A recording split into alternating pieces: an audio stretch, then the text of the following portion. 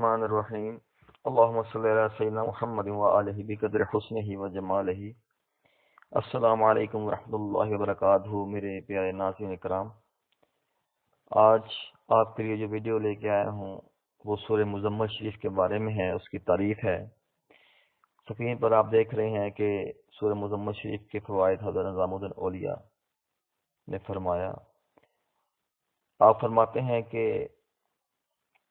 سورہ مزمل شریف کو اگر کوئی شخص لازم کرے تو کوئی شک نہیں کہ اللہ تعالیٰ اسے زمین پر اپنا ولی منتخب کرے۔ سبحان اللہ، کیسی پیاری بات ہے۔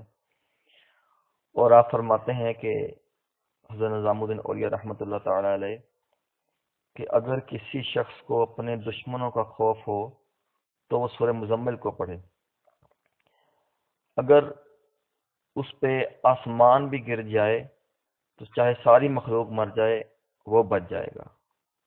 سبحان اللہ، کیسی پیاری بات ہے اور کیسی پیاری سورہ مزمل کی تعریف اور نسبت قرآن پاک کی صورت۔